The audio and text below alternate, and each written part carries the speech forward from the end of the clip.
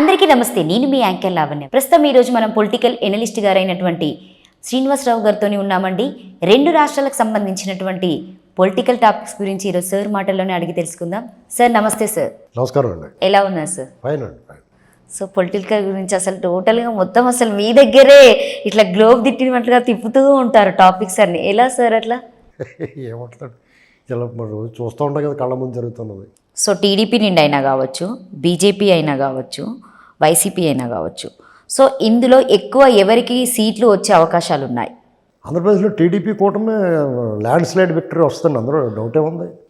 వాళ్ళు రేపు ప్రభుత్వం ఏర్పాటు చేయటం, ల్యాండ్ స్లైడ్ విక్టరీ అదంతా కూడా లాంఛనమే రేపొద్దున. అదంతా ఇప్పుడు జరిగేదంతా కూడా ఏదో కాలక్షేపం అంతే.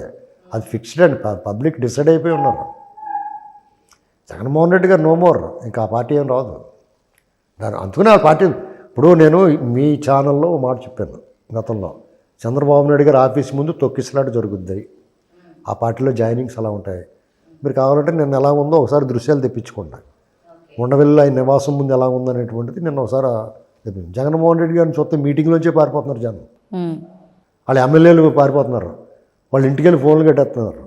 టిక్కెట్ ఇస్తే కూడా రేపొద్దున జగన్మోహన్ రెడ్డి గారు వైసీపీ పార్టీ వాళ్ళు ఎమ్మెల్యేలు కానీ ఎంపీలు కానీ ఆయన బీఫామ్ ఇచ్చిన తర్వాత కూడా ఇంటికి వెళ్ళిపోయి ఫోన్ ఆఫ్ చేస్తారు. వాళ్ళు ఎవరన్నా వెళ్ళి ఏమండి బాబు ఏంటి ఇలా కట్టేశారంటే, మా ఇంట్లో వద్దంటున్నారండి, పోటీ చేయొద్దంటున్నారు, ఇందులోనే ప్రజలు కుట్టిలా ఉన్నారండి. అది పరిస్థితి. సో మీకు ఇంత అనుభవం ఉంది కదా సార్, ఇప్పుడు ప్రస్తుతం ఉన్నటువంటి సీఎం గారు అయినటువంటి జగన్ గారికి మీరు ఎన్ని మార్కులు వేస్తారు? నేను 0 వేస్తానండి. ఇంకా మా 0 కన్నా తక్కువ వేసే అవకాశం ఉంటే తక్కువ వేస్తాను. 0 కంటే ఇంకా తక్కువ లేదనుకుంటా. తక్కువ లేదు, దాన్ని సగం చేసేలానే ఉన్నారు మీరు. అసలు ఇది దేనికి వేయాలండి, అసలు ఎందుకు వేయాలి? అంటే ఆయన పరిపాలన బాగాలేదా సార్? అసలు పరిపాలన ఏం చేసాడండి, అసలు అర్హత లేదు అతనికి. ఇప్పుడు కులం చూడడం, మతం చూడడం అని చెప్పేసి అని పైనుంచి కిందాక రెడ్లు నెట్టేసుకున్నామండి. ఎలా ఒప్పుకుంటారండి మీరు? అవును, నువ్వు ఎదటోళ్ళు ఏమన్నావు ఆ పని వాళ్ళు తప్పులు వాళ్ళు చేశారు. ఎదటోళ్ళు ఇన్సైడర్ ట్రేడింగ్ అని వాళ్ళు చేస్తున్నారు. 36 కమిటీ ఎస్పీలు అన్నాడు. ఇప్పుడు ఆ చుట్టూరు ఉన్న సిగ్గులేదా మాట్లాడే వాళ్ళు కూడా? ఎంతమంది ఉన్నారు రెడ్లు పైనుంచి కింద దాకానే? రెడ్లకి వ్యతిరేకం కాదు మేము, కానీ అతను చేసిన వ్యవహారానికి చెప్తున్నాను. అతను ఏ రకంగా మనం మెచ్చుకుంటామండి? దళితులు అందరూ కూడా అతను కావాలని కోరుకున్నారు. దళితుల మీద జరిగిన అత్యాచారాలు, హత్యలు ఇప్పుడు స్వతంత్రం వచ్చిన తర్వాత 2019 ముందు కానీ తర్వాత కానీ ఇంత దారుణంగా ఇప్పుడు జరగలేదు. అప్పుడు జరిగినాయి కానీ ఇంత దారుణంగా ఇప్పుడు జరగలేదు, భవిష్యత్తులో కూడా జరగవు. ఇదొక 2019 నుంచి 24 వరకు ఇదొక చీకటి రోజులు ఇవన్నీ ఆంధ్రప్రదేశ్కి. వాళ్ళు చేసిన తప్పుకి, అవివేకానికి శిక్ష పడింది.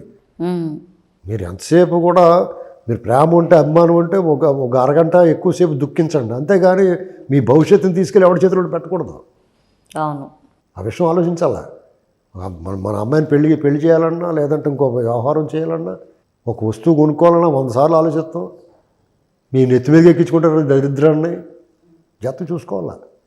పోనీ ఆయన పాటిగారు అవినీతి చేసిన వదిలేడా, ప్రజలను పీడించేస్తున్నారు కదా. రేపు వద్దన మళ్ళా గెలిస్తే భూములు దొబ్బేస్తారు వాళ్ళు, మీ ఇల్లు లాగేసుకుంటారు, మీ ఇంట్లోకి వచ్చి కూర్చుంటారు, వెళ్ళరా అంటారు. మగాళ్ళనే మీరు పని బయటకు వెళ్ళడానికి కాసేపు ఉంటామంటారు. ఏం చేస్తారా? పోలీసు వాళ్ళు దెబ్బకెళ్తారు, దవడ మీద కొట్టేసి మీ మీద కేసేడతాడు. ఇప్పుడు అది జరుగుతుంది కదా అక్కడ. మీరు బాధితులు, మీకు ఇబ్బంది కలిగింది, మీ ఇంట్లోకి వచ్చి పెద్దలో ఇంత ఎత్తున్న ఇద్దులో ఉన్నవాడు వాడు వచ్చి కూర్చుంటాడు. మీ ఇంట్లో కూర్చుని ఇంట్లో మగాళ్ళని వెళ్ళిపోమంటారు. లబోదీపమంటే పోలీస్ స్టేషన్కి వెళ్తాడు. సార్ ఇలాగ మా ఇంటికి వచ్చి దౌర్జన్యం చేస్తున్నారండి అంటాడు. 7 మంది దవడ మీద లాగేసి పోలీసు వాడు ఇడిమే కేసు పెడతాడు. ఏం చేస్తారు? ఇప్పుడు అదే కదా జరుగుతుంది అక్కడ. ఇలాంటి పరిస్థితుల్లో అతను ఎందుకు ఎంచుకుంటారు? బటన్ నొక్కుతాను, డబ్బులు ఎత్తున్నారు, పెడితే తింటారా, కొడితే పడతారా? ఎవరైనా సరే మీరు పొద్దునే సాయంత్రం దాకా కూడా మీ ఫ్రెండ్ని ఎవరో ఒకరిని తీసుకెళ్ళి బ్రేక్ఫాస్ట్ అడిగినప్పుడల్లా కూల్ డ్రింక్స్, కాఫీ, కొబ్బరి నీళ్ళు ఇప్పించండి, మధ్యలో ఐస్ క్రీమ్ ఇప్పించండి, మంచి లంచ్, స్నాక్స్, రాత్రి డిన్నర్ అన్నీ పెట్టి వెళ్ళేటప్పుడు ఇలా దగ్గరికి పెడేయమని కొట్టండి. అప్పుడు వాళ్ళు ఏమంటారు? పెడితే తింటారు, కొడితే పడతారా? అంతే, సింపుల్ అయిపోయింది కదా. మీరు ఇంటిసారి బట్టలు వస్తే చెయ్యి నొప్పి తప్ప దానివల్ల ప్రయోజనం ఉండదు. ఓకే. సో నార్మల్గా రాయలసీమలో మనం పోటీ చేస్తాం కదా సార్, అక్కడ ఎక్కువ సీట్లు వచ్చే అవకాశాలు ఏవి కనిపిస్తున్నాయి? అంటే బీజేపీ అయినా కావచ్చు, బీజేపీ ఎందుకు వస్తాయండి? సో ఇవి రెండు పొత్తు కలిపాయి కదా సార్. బీజేపీ తోకండి, వాళ్ళు 4 సీట్లు 3 సీట్లు పోటీ చేస్తారు. ప్రతిదానికి బీజేపీ జనసేన వదిలేస్తున్నారు. కోపమా మీకు జనసేన మీద? టీడీపీకి జనసేనకి వస్తే బీజేపీ సత్రకాయ. అదే మూడి పార్టీ బీజేపీ అనేటువంటి పార్టీ ఆంధ్రప్రదేశ్లో శిథిలాలయం, భూతగృహం పాడుబడిన గృహం లాంటిది. సో ఇక్కడ ఎక్కువ గెలిచే అవకాశం ఏముందంటారు మీకు చెప్పండి. లాస్ట్ ఎన్నికల్లో, గత ఎన్నికల్లో టీడీపీకి వైసీపీకి మధ్య వ్యత్యాసం 30 లక్షలు అండి. వైసీపీ 1,53,00,000 వచ్చినాయి, టీడీపీకి 1,23,00,000 వచ్చి 30 లక్షలు వ్యత్యాసం. జగన్మోహన్ రెడ్డి గారి నుంచి 1,00,00,000 మంది దూరం అయి ఉంటారు. ఆయన స్వయంకృతం అర్ధరాజ్యవిత్తు అడుక్కుని చెప్ప కడిగి దాచుకునేలాగా చేసాడు అతని పరిపాలన. వాళ్ళందరూ కూడా అనేక వర్గాల సమాజంలో అన్ని వర్గాలు దూరం చేసుకున్నాడు. ఇక రాయలసీమ, ఉత్తరాంధ్ర, కోస్తాంధ్ర ఏది తేడా లేదండి. నెల్లూరు పెద్దారెడ్డిలతో సహా అందరూ దుకాణం సర్దుకుని టీడీపీలోకి వచ్చేస్తున్నారు, లేదంటే మూసుకుని కూర్చుంటారు ఇంట్లో.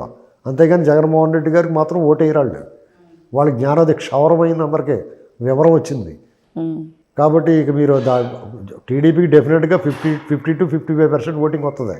1994లో ఏ రకంగా అయితే టీడీపీ క్లీన్ స్వీప్ చేసి ఊడ్చావతలు పాడేసిందో అదే పరిస్థితి ఇక్కడ ఉంటుంది.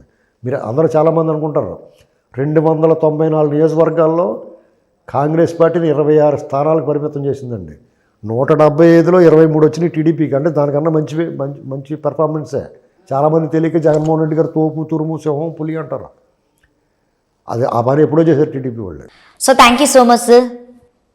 సో థ్యాంక్ యూ అండి. ఈరోజు శ్రీనివాసరావు గారు మనకి చాలా వరకు పొలిటికల్కి సంబంధించినటువంటి మంచి విషయాలు తెలియజేయడం జరిగింది. సో ఈ వీడియో కనుక మీకు నచ్చితే లైక్ చేయండి, షేర్ చేయండి, కామెంట్ చేయండి. Thank you.